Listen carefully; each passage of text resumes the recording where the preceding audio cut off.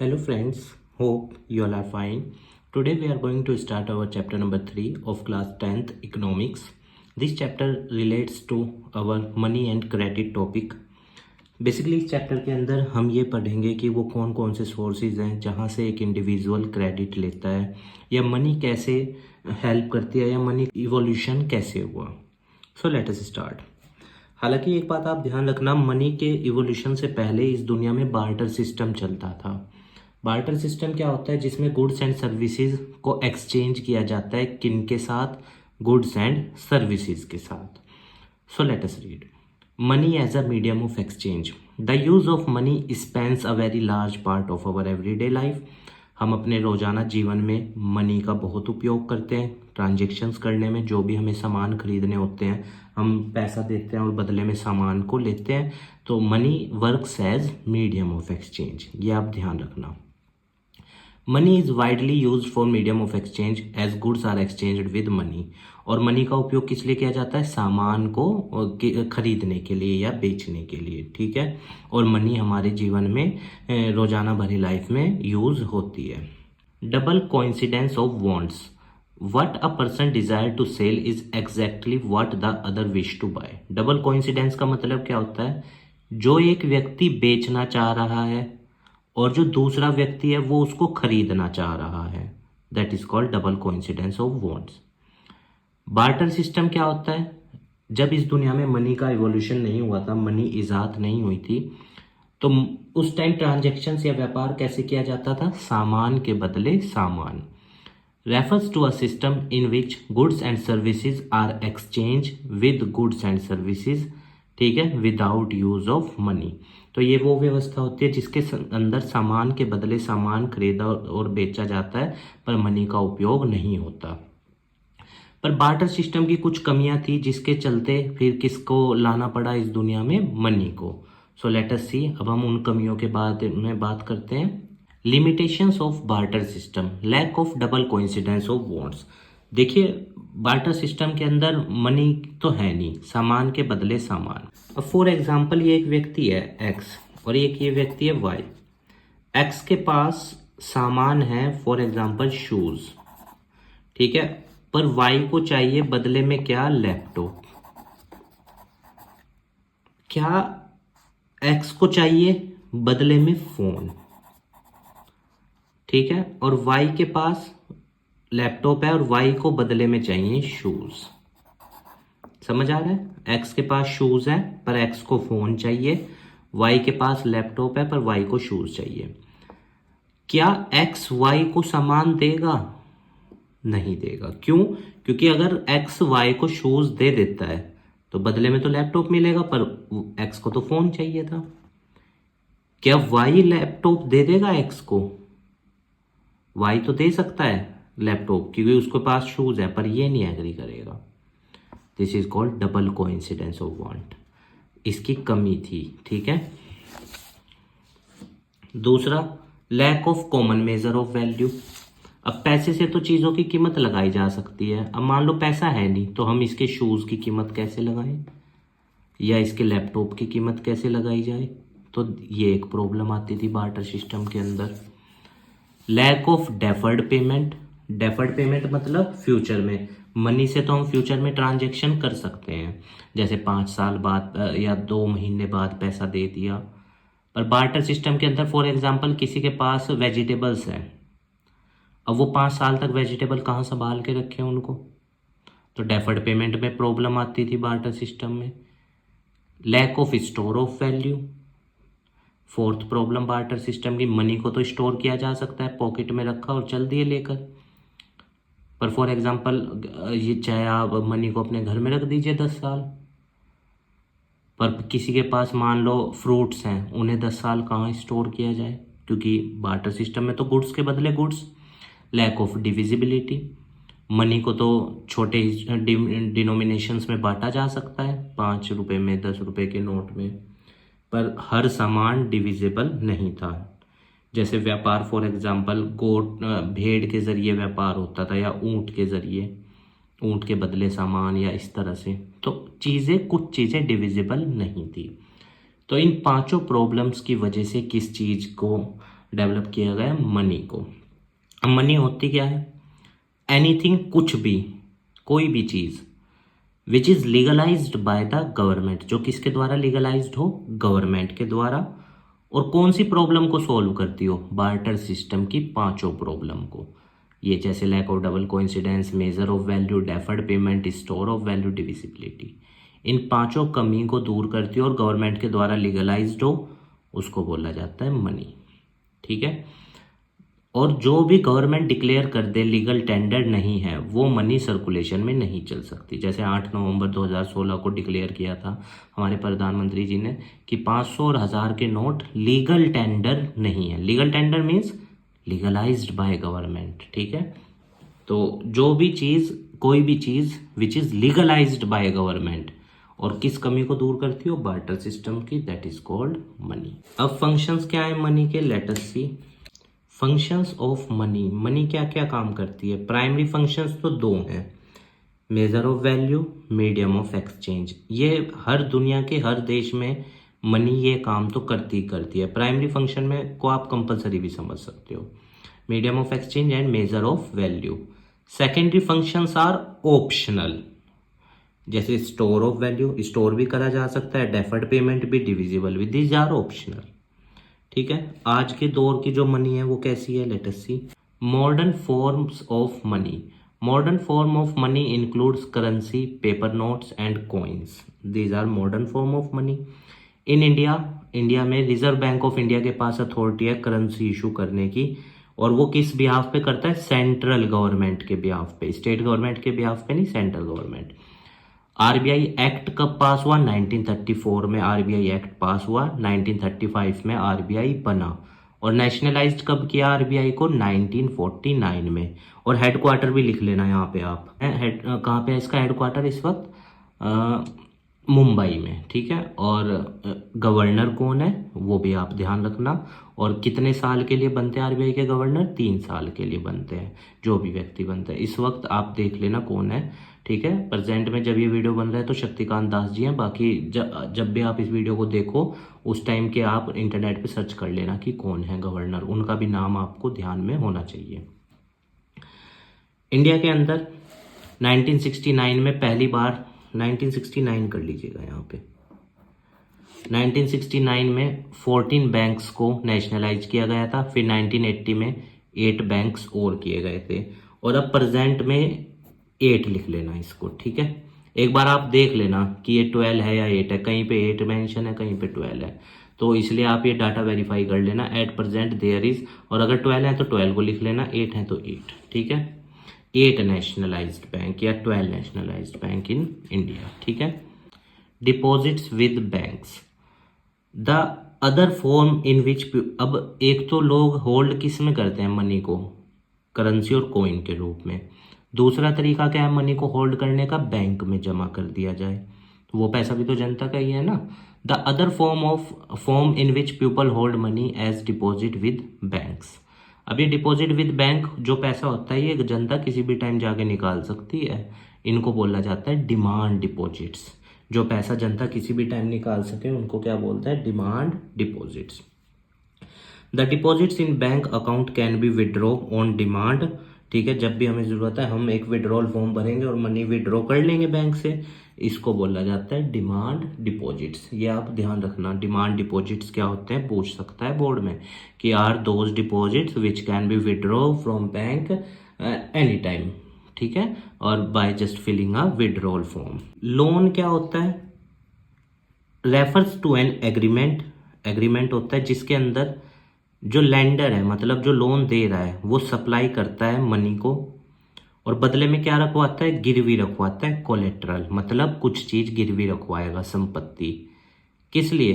ताकि फ्यूचर में वो व्यक्ति जो बोरोवर है, जिसने लोन लिया है, जिसने पैसा लिया है, वो चुका सके, पेमेंट टाइम पे कर दे।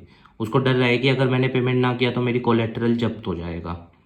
ये चीज लोन की definition clear? Refers to an agreement in which lender supplies the money in exchange of collateral in return for the promise of future payment. और फ्यूचर में पेमेंट करना होता है लोन में, जैसे प्रॉपर्टी पे 10 साल का, 15 साल का या 5 साल का, इस तरह से लोग लोन लेते हैं। तो वो प्रॉमिस करते हैं कि हम इतने सालों में ये पैसा वापस चुका देंगे इतने % इंटरेस्ट के साथ। कोलेट्रल समझ आया, जो चीज़ गिरवी रखनी है, that is called collateral. Collateral is an asset that the borrower owns, जो उधार ले रहा है उसके पास होती है कोलेट्रल, और रखता किसके पास है, ये लेंडर के पास। जैसे कोलेट्रल में क्या क्या आता है, land, building, vehicle, live stock मतलब एनिमल्स पे भी लोन लिया जाता है। डिपॉजिट विद बैंक्स, एफडी पे लोन ले लिया जाता है या रिक्यूरिंग डिपॉजिट पे लोन ले लिया जाता है। And use this as a guarantee, और कोलेटरल का उपयोग गारंटी के रूप में किया जाता है कि लेंडर को दी जाती है कोलेटरल कि अगर मैंने लोन नहीं चुकाया तो आप इस कोलेटरल को रख लेना, इसको बेच के अपने लोन की रिकवरी कर लेना, इसको बोलते हैं collateral. Sometime credit push the borrower into a situation from which recovery is very painful. इसमें आपकी बुक में वो स्वप्ना की कहानी है, वो देख लेना, वैसे फिर भी मैं समझा देता हूँ। जैसे मान लो ये एक व्यक्ति है, इसने लोन लिया खेती करने के लिए, ये इसकी ज़मीन का टुकड़ा है, ठीक है। इस पे खेती करने के लिए इसने लोन लिया, मान लो 10,000 का। पर अनफॉर्चुनेटली खेती अच्छी नहीं हो पाई या वेदर कंडीशंस बढ़िया नहीं थी, इसकी कॉस्ट नहीं वसूल पाया, ये निकल नहीं पाई, तो ये लोन चुका पाएगा, नहीं चुका पाएगा, पर इसको देना तो है। तो अब ये क्या करेगा, पुराने लोन के लिए फिर एक नया लोन ले लेगा ज़्यादा का, 15,000 का, ताकि वो 10,000 का भी चुक जाए और 5,000 इसको ग्रो करने के लिए भी। फिर वो फसलें अच्छी नहीं होती या अच्छी हो भी जाती हैं तो इतनी नहीं रिकवरी हो पाती। तो कई बार लोन, इसको बोला जाता है डेब्ट ट्रैप। अब वो पुराने कर्जे को चुकाने के लिए नया कर्जा ले रहा है, तो डेब्ट ट्रैप में फंस गया है। तो कई बार लोन इतनी मतलब कि प्रॉब्लम भी क्रिएट कर देता है। और कई बार जैसे मान लो कोई व्यक्ति है, फॉर एग्जांपल उसने कोई बिजनेस खोला अब बैंक से लोन लेके, जैसे मान लो कपड़े बनाने की फैक्ट्री, और इसने कपड़ा बनाया, बेचा मतलब, और पैसा कमाया और बैंक का लोन चुका दिया। इसके हालात लोन की वजह से अच्छे हो गए, इसका बिजनेस भी सेटअप हो गया और उसके बेकार हो गए। तभी तो एग्रीकल्चर को बहुत रिस्की माना जाता है लोन देने के रूप में, इसलिए बैंक प्रिफेयर करते हैं कि इस पर्पजेज के लिए ज़्यादा लोन दिया जाए। तो समझ आया, sometime credit push the borrower into a situation, क्योंकि वो डेब्ट ट्रैप में फंस जाता है, फिर वहाँ से निकलना बहुत मुश्किल हो जाता है। टर्म्स ऑफ क्रेडिट के अंदर आ जाती हैं सारी शर्तें जो बोरोवर मानेगा, क्योंकि वो लोन ले रहा है लेंडर से, तो उसको सारी शर्तें माननी पड़ेंगी लोन की, कि कितना ब्याज होगा, कितने, कब वो चुकाएगा, कैसे चुकाएगा, वो सब चीज़ें। Interest rate term of credit में आता है, किस ब्याज दर पे पैसा लिया जा रहा है, गिरवी क्या रखना है, डॉक्यूमेंट्स क्या क्या चाहिए, रीपेमेंट कैसे किया जाएगा, these all are called terms of credit, ठीक है, उधार की शर्तें। इंटरेस्ट रेट क्या होता है, जिस पे लोन लिया जा रहा है। जैसे फॉर एग्जांपल एक व्यक्ति ने लोन लिया 100 रुपये का और इंटरेस्ट रेट था मान लो 7.5% पर एनम। अब जब ये व्यक्ति एक साल में लोन चुकाएगा ना वापस, तो ये 107.50 पैसा वापस करेगा, 107.50 रुपीज़ को ये वापस करेगा। तो ये है इंटरेस्ट रेट, मतलब cost of borrowing the money. कितनी कॉस्ट आई इस 100 रुपये को बोरो करने में, 7.5 रुपये, that is called interest rate. Every loan agreement specifies an interest rate, कोई भी लोन हो उसमें एक इंटरेस्ट रेट फिक्स होता है जो बोरोवर को देना होता है प्रिंसिपल अमाउंट के साथ। जैसे इसने दिया 100 रुपये तो प्रिंसिपल अमाउंट था, और 7.50 पैसा क्या था, interest rate. Mode of repayment, loan वापस चुकाया कैसे जाएगा। It specifies how the borrower will repay the credit, cash के रूप में देगा या चेक से देगा या ऑनलाइन ट्रांजैक्शन करेगा, वो सब चीज़ें। किस टाइम कितनी उसको चेक देने हैं, वो सारी चीज़ें क्या होती है, मोड ऑफ रीपेमेंट। अब लोन लेने के दो तरीके हैं, दो जरिए हैं, formal source, informal source. Formal को हम ऑर्गेनाइज्ड भी कह सकते हैं, इंस्टीट्यूशनल भी कह सकते हैं, इनफॉर्मल को अनऑर्गेनाइज्ड और नॉन इंस्टीट्यूशनल। एक बात ध्यान रखना, फॉर्मल सेक्टर सबसे बढ़िया जरिया है लोन लेने का। इनफॉर्मल सेक्टर लोन तो आसानी से मिल जाता है पर एक्सप्लॉयटेशन बहुत होता है। आइए समझते हैं इनको, very important for your board exam. These source work under the supervision of RBI। Formal sector जो होता है वो किसके सुपरविजन में काम करता है, किसके अंडर काम करता है, रिजर्व बैंक ऑफ इंडिया की गाइडलाइंस मानता है। पर वो किसी संस्था के अंडर काम नहीं करते, ना गवर्नमेंट ऑर्गेनाइजेशन के अंडर, किसी भी संस्था के अंडर काम नहीं करते। इनफॉर्मल सोर्स, फॉर्मल सोर्सेज में ब्याज दर बहुत कम होती है, जैसे 7.5% साल की या 10% साल की। पर इनफॉर्मल में तो लोग 3-3% के महीने का ले लेते हैं ब्याज, या 5% पे, मतलब जो 5% महीने का मतलब 60% साल का ब्याज। इनफॉर्मल में ब्याज बहुत ज़्यादा होती है फॉर्मल के मुकाबले। फॉर्मल में रूल्स एंड रेगुलेशन फॉलो किए जाते हैं गवर्नमेंट्स के सारे, इनफॉर्मल में कोई नियम कानून फॉलो नहीं होता।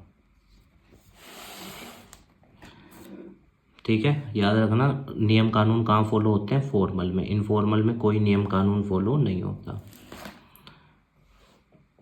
फॉर्मल वाले में व्यक्ति डेब्ट ट्रैप में नहीं फंस सकता क्योंकि उसको अपना पुराना लोन ही चुकाना है। और इनफॉर्मल में वो पुराना चुकाने के लिए दोबारा से नया लोन ले लेता है उसी व्यक्ति से, फिर उसको चुकाने के लिए दूसरा लोन ले लेता है। इनफॉर्मल में डेब्ट ट्रैप में व्यक्ति फंस जाता है, पर फॉर्मल में नहीं फंसता, क्योंकि अगर पुराना लोन नहीं दिया ना तो भी नया लोन मिलेगा ही नहीं, क्योंकि बैंक की तो सीधी पॉलिसी है। एक वो सिविल स्कोर होता है जनरली जो बैंक चेक करता है लोन देने से पहले, तो अगर वो बेकार होता है किसी व्यक्ति का तो फिर उसको लोन नहीं दिया जाता है। बेकार मतलब वो कैसे होता है, मान लो इसने पहले कहीं से लोन लिया हो और लोन नहीं चुकाया, पर इनफॉर्मल में ऐसा कोई रिकॉर्ड या डाटा मेंटेन नहीं किया जाता। दिस सोर्स जनरली, फॉर्मल में गिरवी रखी जाती है चीज़, बिना गिरवी रखे लोन नहीं मिलता। इनफॉर्मल में तो भाई म्यूचुअल अंडरस्टैंडिंग या ये सब चीज़ें, जैसे मान लो अपने रिश्तेदार से लोन ले रहे हैं कि या अपने भाई से लोन ले रहे हैं कि भाई मेरे को पैसे चाहिए 5 दिन के लिए, तो अब वो वहाँ गिरवी थोड़ी रखवाएगा कुछ। म्यूचुअल रिलेशनशिप में आपसी अंडरस्टैंडिंग, जान पहचान या रिश्तेदारों से लोन ले रहे हैं तो वहाँ पे जनरली कोलेटरल गिरवी नहीं रख, हालांकि कुछ केस में रखनी भी पड़ती है गिरवी।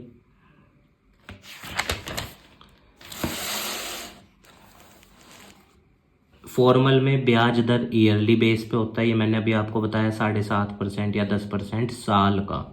इनफॉर्मल में ब्याज दर मंथली होता है कि 5% महीने का, 4% या 3%, कहीं कहीं पे 10% भी होता है जहाँ एक्सप्लॉयटेशन बहुत ज़्यादा हो। फॉर्मल के एग्जांपल हैं बैंक्स एंड कोऑपरेटिव्स बैंक, और मनी लेंडर, रिश्तेदार, दोस्त, व्यापारी, एजेंट्स, ज़मींदार, ये सब इनफॉर्मल सोर्स हैं।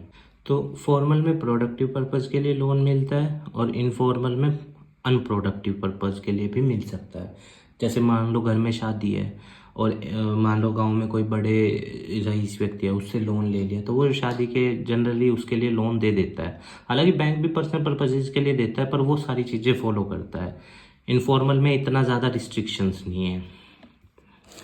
अब क्रेडिट के सोर्सेज देख लेते हैं कौन कौन से हैं। 25% लोग, ये 2012 के हिसाब से है रूरल हाउस होल्ड का, ठीक है। 25% गाँव में लोग कमर्शियल बैंक से लोन लेते हैं, 25% कोऑपरेटिव सो बैंक से। कोऑपरेटिव सोसाइटीज़ नहीं होती है बैंक कस्बों में या गाँवों में बनती है। 5% अदर इंस्टीट्यूशनल एजेंसीज, यानी 55% लोग ही इंस्टीट्यूशनल से लेते हैं। 1% लैंडलॉर्ड से, 33% मनी लेंडर से।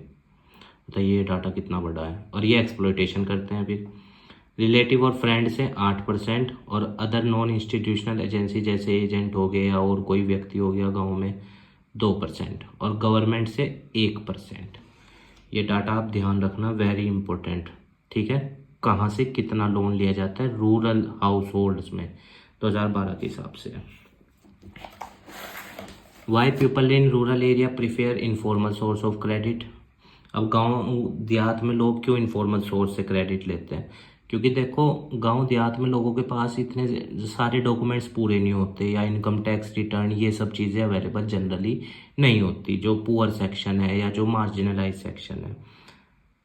तो इसीलिए अब बैंक में जाएगा, सारी चीज़ें करवानी पड़ेंगी, कागज़, पैन कार्ड, पता नहीं क्या क्या, और कृषि रिकॉर्ड और बहुत सारी चीज़ें, कोलेट्रल भी गिरवी रखने के लिए चाहिए, सारा डॉक्यूमेंटेशन वर्क। तो इसीलिए इन सब से बचने के लिए अधिकतर लोग रूरल एरिया में कहाँ प्रिफेयर करते हैं?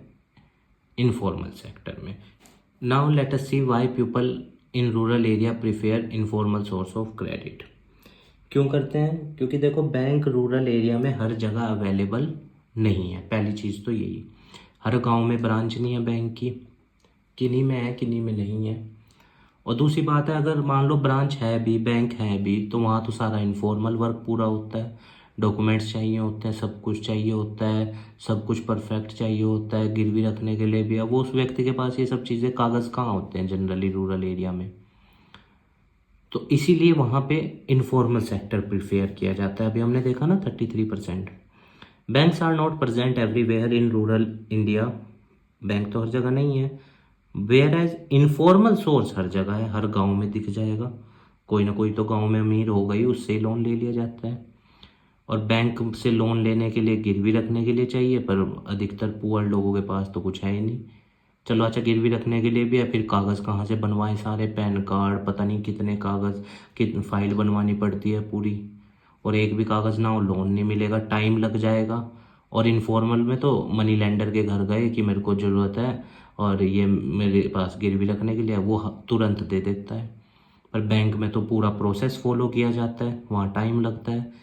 ये भी एक कारण है कि इनफॉर्मल की तरफ लोग ज़्यादा जाते हैं। अच्छा, फिर बैंक में कई बार जितना लोन चाहिए उतना नहीं मिल पाता, इनकम भी देखी जाती है। Informal lender provide loan to the poor. गरीब को, व्यक्ति को दे देते हैं इनफॉर्मल सोर्सेज, और कोलेटरल भी जनरली नहीं मांगते, क्योंकि उन्हें पता है गांव का ही व्यक्ति है, कहाँ जाएगा। पर एक बात ध्यान रखना, इनफॉर्मल में इंटरेस्ट रेट क्या होता है? बहुत हाई होता है। Due to very high interest rate of informal credit resources, people have tried new ways of providing loan to poor. They have organised themself in small help group. अब कई बार क्या होता है कि जैसे रूरल एरिया में ना लोग कमेटी टाइप डाल लेते हैं, आपने सुना होगा, 10 लोगों ने मिलके अपना ग्रुप चला लिया, उसको बोलते हैं सेल्फ हेल्प ग्रुप। जिस भी मेंबर को चाहिए वो ले लेता है, इसमें से हर महीने पैसा इकट्ठा होता है ना, जैसे वो एक तरह से उसको बोलते हैं सेल्फ हेल्प ग्रुप। ठीक है। इसमें तनवा स्कीम भी बहुत चली थी, ये महिलाओं की थी तनवा, आपस में एक दूसरे की हेल्प, तमिलनाडु के अंदर चलाई गई थी। तो वो भी एक अच्छा एग्जाम्पल है इस माइक्रो फाइनेंस का। ये दोनों माइक्रो फाइनेंस के अंदर आती है।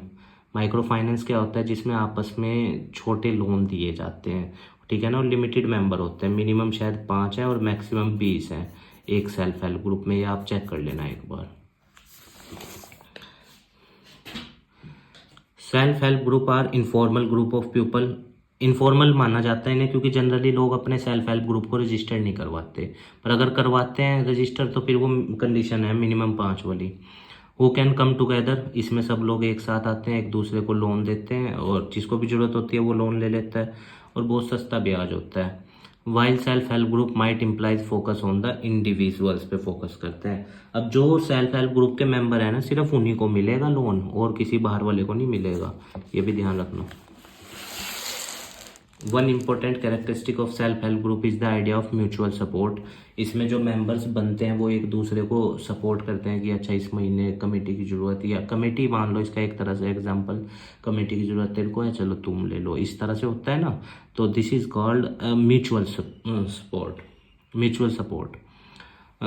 And self help group community based group होता है, 10 से 25 मेंबर, पर अगर रजिस्टर्ड कराना है तो फिर 5 से 20 वाली वो कंडीशन है, पर आमतौर पे 10 से 20 या 30 मेंबर इसके होते हैं। ठीक है।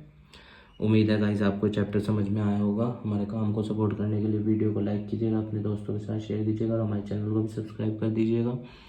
और देखिए, अगर किसी पॉइंट से आपकी कोई भावना हर्ट हुई है स्टूडेंट, तो मैं आपसे उसके लिए क्षमा मांगता हूँ, क्योंकि मेरी कोई इंटेंशन नहीं है आपकी किसी भावना को हर्ट करने की। चीज़ें लिखी हुई हैं, मैंने बस एक्सप्लेन करने की कोशिश की है, मैं भी एक लर्नर ही हूँ। आप चीज़ों को एज अ लर्नर ही इनटेक कीजिएगा।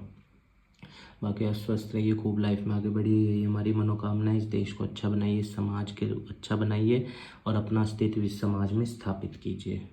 और जो उनसे अभी आपके पास कोई भी सैम्पल पेपर हो या कोई प्रीवियस ईयर के पेपर्स हों, उनको प्रैक्टिस ज़रूर कीजिएगा। इस चैप्टर के क्वेश्चन देख लीजिएगा, अगर आपके पास कोई सैम्पल पेपर पड़ा है या नहीं तो ले लीजिएगा, बहुत से मार्केट में अवेलेबल हैं, तो उनके क्वेश्चंस अभी से ही करने शुरू कीजिएगा। तो बोर्ड एग्ज़ाम तक आपकी जो आंसर राइटिंग प्रैक्टिस है वो बहुत अच्छी हो जाएगी। ठीक है स्टूडेंट्स, धन्यवाद।